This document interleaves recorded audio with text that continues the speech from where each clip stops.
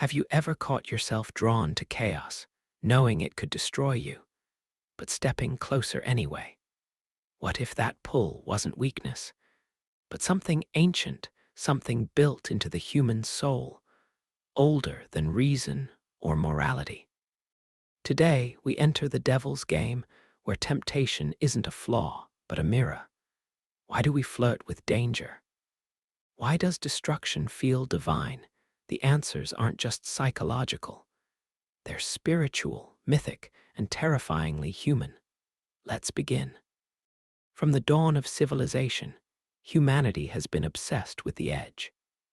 We built pyramids, scaled mountains, created stories of gods, monsters, tricksters, and demons, not to scare ourselves, but to understand the dark corners of our soul.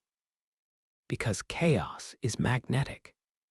It pulls you in, promising transformation and power, and often delivers collapse and confusion. In the ancient myths, the figure of the trickster or the devil embodies that magnetic chaos. Loki, Hermes, Satan, Pan, Coyote, they're the agents of upheaval. They break rules, reveal hidden truths, and shake the foundations of the consciousness of consciousness. We worship them in our stories because we need them. We need to dismantle ordered reality, to rebuild it, to wake up. Today, chaos seduces us in modern forms. It's the allure of scandal, the viral outrage, the extreme sport, the shocking clickbait. We know it tears us apart, but we still click. We still take risks. We still feel alive for a second when we stare into the abyss. That momentary jolt reminds us we're not just comfortable creatures.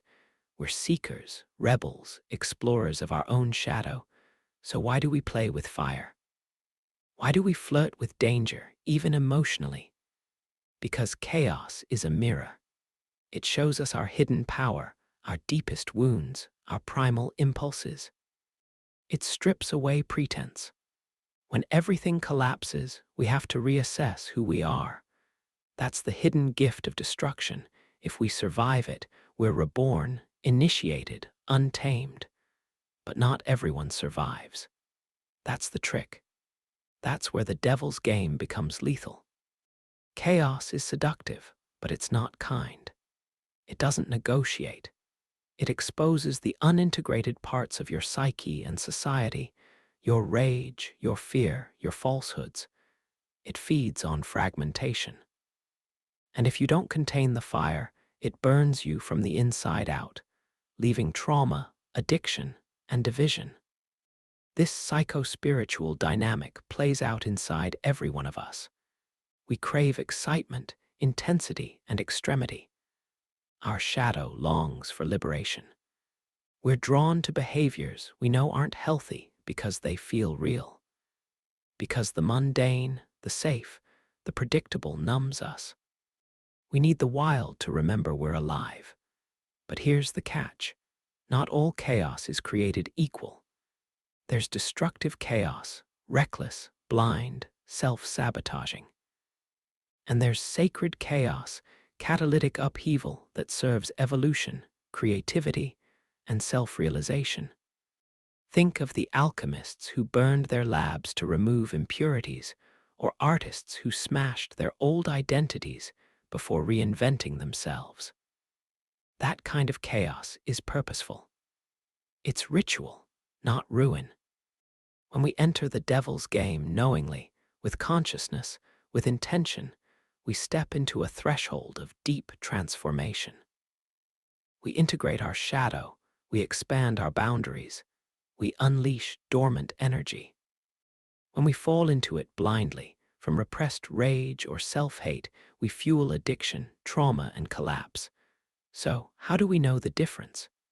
It begins with awareness, with asking ourselves, why am I drawn to this chaos? Is it destructive thrill or creative emergence? We can track our energy. Notice the vibration. If it leaves you ashamed, defeated, fractured, danger. If it leaves you raw, expanded, alive, you may be dancing with something sacred.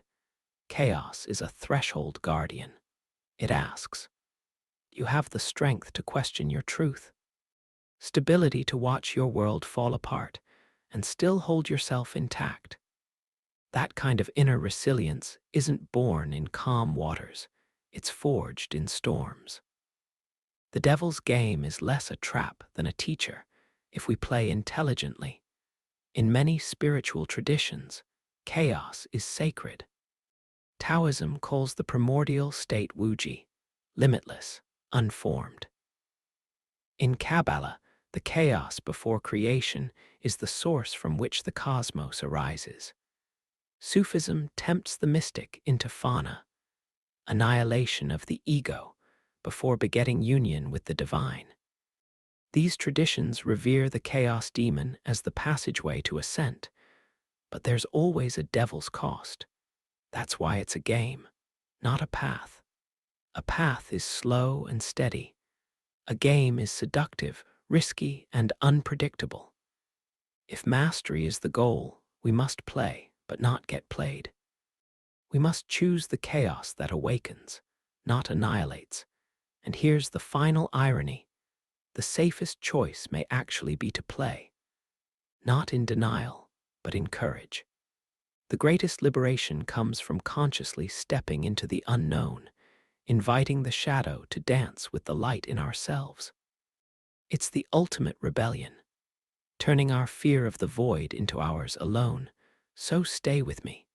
For the next part, we'll dive into 3 powerful ways chaos shows up in our lives, and how we can choose it consciously, without collapse. How we can dance with the devil and keep our soul. Chaos enters our lives in unmistakable forms. It doesn't knock politely, it barges in, unannounced, topping our headlines and bleeding into our brainwaves. Let's explore 3 powerful faces of this chaos. First, social chaos, the outrage economy. We scroll, we gasp, we share, and immediately we feel alive. Our adrenaline spikes, our moral circuits light up, and we connect in our collective anger and alarm. But what are we feeding? A digital firestorm. Our minds become brittle. We mistake virality for truth, likes for belonging, and outrage for meaning. We feel powerful until we don't. Second is emotional chaos, the seduction of toxicity. We get addicted to drama in our relationships, in our inner loops. We provoke tension, then justify our behavior as awareness. We feel something. Any feeling beats numb spaciousness. Yet the deeper our emotional storms, the more we mistake self-sabotage for depth. We mistake volatility for authenticity. Third is existential chaos, the deep inner collapse of meaning. We're raised on purpose-driven narratives. Follow your passion, live your truth. But when the inevitable fragmentation hits, midlife crisis, burnout, loss, we're not prepared. Our belief structures collapse, leaving us exposed, unmoored, alone. That existential storm is elevation, if we let it be, but most of us flee. We grab distraction, comfort, and temporary fixes. And then the storm returns, louder, darker. These 3 forces, social, emotional, existential, are the modern avatars of that old archetype, the devil. They offer sensation, they offer a sense of being alive, yet they devour us if we don't hold a bigger container. The question isn't whether they'll come, it's whether we'll recognize them and choose them wisely. So, how do we enter the devil's game without losing ourselves? Here are 3 compass points. 1. Set intentional thresholds. Ritualize your engagement. You don't check the news, you set a time, you enter with purpose, you leave with awareness. You don't indulge drama, you witness it, you process it, you step away. You don't chase emotional storms, you notice them, breathe through them, ask, what is surfacing here? What wants to emerge? When existential chaos hits, you don't run for reassurance. You sit with the collapse. You feel the unraveling. You ask, what deeper truth is rising through the pain too? Build inner reservoirs. Chaos doesn't break systems built for flexibility. Meditation, journaling, breathwork, movement, these are inner fortifications. They don't make the storm stop, but they give you the capacity to witness, digest, and integrate. Over time, your nervous system becomes spacious, not reactionary. It becomes soft, not brittle. It learns to dance, not defend. 3. Seek sacred allies. Don't face chaos alone.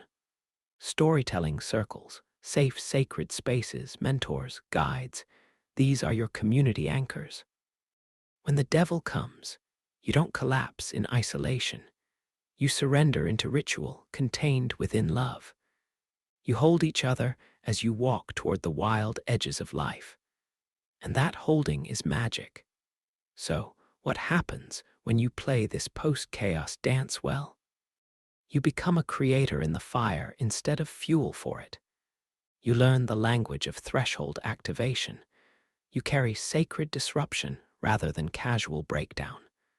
You realize the devil's game is never against you, it's through you. It's alchemy. Energy moves. You evolve. This turning point demands a radical truth. You weren't designed to live without chaos, you were designed to live through it. It's not a glitch in your code, it's your initiation. The devil knocks. It offers collapse. But when you say yes to mastering the game, you move from victim to sovereign. In the next segment, we'll descend deeper to explore ancient spiritual maps, showing how chaos can initiate transformation, and how ordinary people, like you and me, can walk these paths safely and powerfully. Let's go deeper. Across history, cultures have recognized the necessity of chaos initiation. They built mythic structures and spiritual practices to hold people through the breakdown, to teach how to emerge changed but unbroken. Let's explore 3 archetypal paths of initiation through chaos. First, the hero's descent, known in ancient myth as katabasis. Odysseus sails into the underworld. Orpheus descends after Eurydice. This is the controlled plunge into darkness, the voluntary embrace of risk, challenge, unknown. It's not thrill-seeking, it's initiation. It's saying, I will see what's hidden in my underworld. When you face trauma, addiction, despair, or grief, you step into your underworld. The aim isn't safety, it's truth. You emerge not healed but integrated, whole, deeper, alive. Second, the shamanic crisis, also called spiritual emergency. A breakdown in Western life, in identity, sanity, worldview, can be the doorway to initiation. Shamans across cultures are called not through peace, but through breakdown. The collapse is the invitation. It strips away the masks and illusions. But what happens next depends on the container. With guidance, community, and ritual, you navigate. Without it, you break.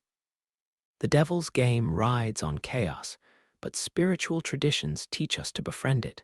Third, the alchemical Negrido, the night of alchemy. It's the stage where old identity fragments die in symbolic putrefaction. Your ego dissolves into blackness, midday appears like midnight, until new gold emerges. This is the heart of the devil's game, death and rebirth. Alchemical texts say never gaze directly at the Negrido, or you'll despair. You hold the space for the breakdown, not fight it.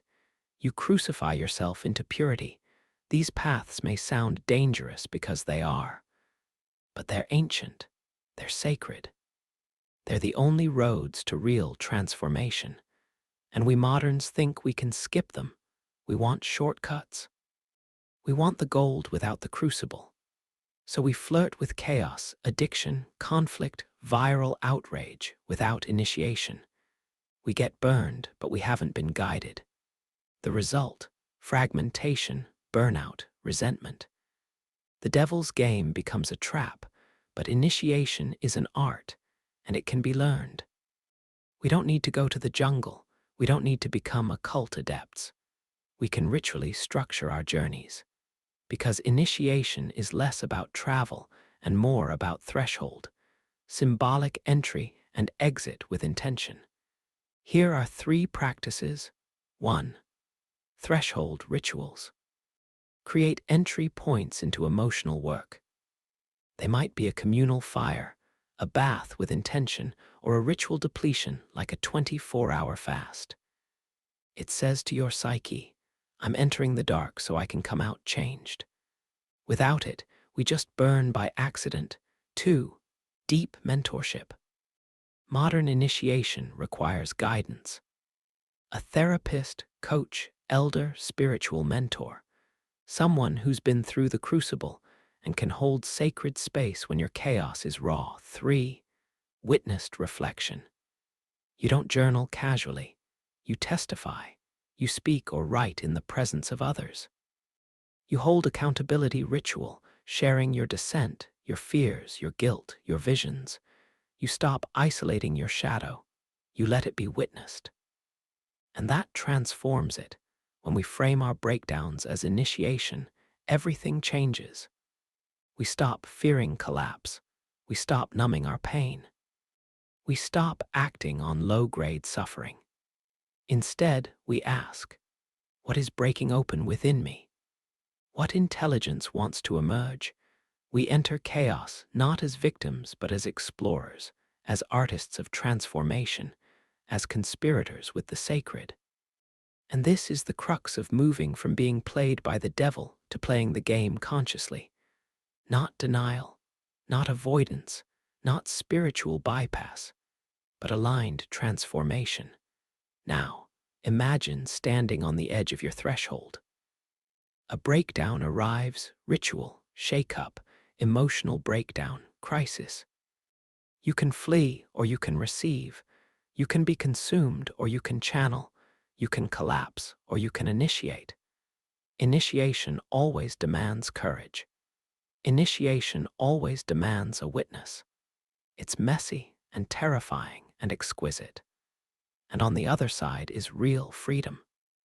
In part 4, we'll confront the risks, the common traps during initiation, and how to build a safety net so you don't get swallowed by your brilliance. Ready to go deeper? Walking the path of initiation, we encounter real danger. The devil's game isn't just a metaphor. It has real-world traps that can burn us if we're not prepared. Let's explore the 3 most common pitfalls and how to build a robust safety net so your journey doesn't collapse into breakdown. 1. The isolation trap. Initiation often asks us to go inward, but isolation can become a prison. When you go through the underworld alone, your inner critic can hijack the process. You start believing the darkest voices in your head. You're broken, you're too damaged, you're not ready. To avoid this, create a support web. This is more than friends. It's the alignment circle, people who commit to love and witness your process. These are your guides, your co-conspirators in transformation, not your cheerleaders. They hold space without trying to fix or rescue you. They see you in dark moments and remember your light. 2. The overwhelm loop. Depth work pulls up trauma, wounds, and limiting patterns, fast, intense, like a storm.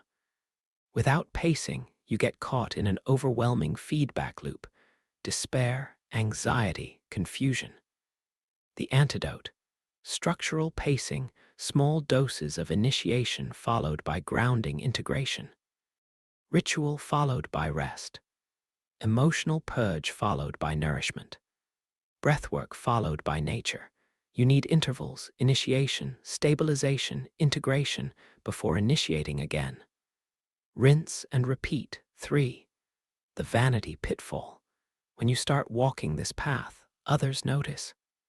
Some hold reverence, others reflect envy or cult-like projections. You can be tempted to believe you're special, advanced, or enlightened. But this is just another mask of the ego. It turns sacred chaos into spiritual bypass, narcissistic drama, or even abuse of power. The remedy: radical humility practices, daily reflection on your shadows, regular accountability with your alignment circle, and honesty about your motives. Are you serving evolution or stroking an identity? When you navigate initiation with containment, pacing, and humility, you transform the game. You don't fall into breakdown, you become a channel. Your darkness becomes medicine, your wounds become wisdom, and your invitation becomes a gift to the world. Let's anchor this into practical action. Here are 3 everyday power moves to hold initiation with safety and sovereignty. A. The shadow witness ritual. Once per week, light a candle. Write the emotion or wound that wants attention. Speak it out loud. I feel invisible. I feel angry. I feel unloved. Breathe deeply. Sit in the candlelight for 5–10 minutes. Witness the darkness without judgment. Then close the ritual. Say, let this serve me, not define me, and extinguish the candle. This small ritual grounds you in process without needing to collapse to turn inward. B. The contained descent break. When emotions or chaos overwhelm, pause. Immediately pause. Ground your feet. Take 3 long, conscious inhales. Recenter by asking your system, what does my body need right now? A rest, food, a walk, help? Then do one simple restorative thing. No spiritual bypass, just hospitality to your nervous system. C. The reality check circle. Every month, connect with your supportive circle. Share one breakthrough and one stumble. Listen as much as you speak. Invite reflections. Ask for one grounding question. Am I leaning into transformation or collapse? This keeps your path real, human, and accountable. You'll find that when initiation is done with structure and love, magic happens. Not theatrical spiritual breakthroughs, but real-world transformation. New creativity, clarity in purpose, emotional resilience, deeper compassion. You begin to walk differently. You lead differently. You love differently. Through this, the devil's game becomes initiation art, not spiritual destruction. You become the artist, not the victim. The world meets you as a sovereign being, capable of wielding the energy of chaos without burning alive. In the final part, we'll wrap this journey with the spiritual integration phase. How to emerge from the chaos as an evolved human being rooted in meaning, open-hearted creativity, and deep service. Ready? Emerging from the storm of chaos, from the raw crucible of initiation. It is where true transformation begins to take root. But what happens after the breakthrough? Too often, we chase the intensity of change and forget the most sacred art of all: integration. Without it, the chaos becomes scattered pain. With it, the storm becomes wisdom. Integration is where shadow and light learn to speak. It's where the wildfire you've passed through is grounded in compassion, purpose, and creative power. This is the true alchemy, when the devil's fire becomes the soul's gold. But how do we integrate? First, reflect without judgment. Revisit your path. Journal it, speak it, honor it. Your story matters. Your darkness, your fears, your breakthroughs, they are clues, fragments waiting to become whole. Second, embody the transformation. Integration isn't just mental. It's in your breath, your posture, your presence. Move with intention. Breathe into your truth. Create something with your hands. Let the new frequency root in your body. Third, offer it in service. True transformation echoes outward. Support others. Tell your story.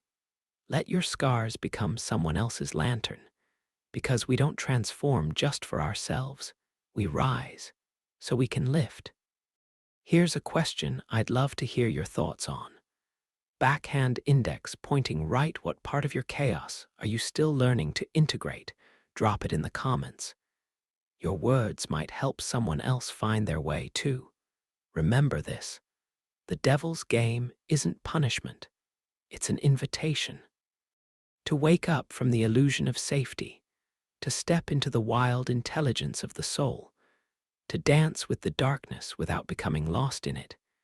Every time chaos calls, you're offered a choice. Will you collapse or create? Will you be a pawn or a player? The fire is here. What you do with it becomes your legend.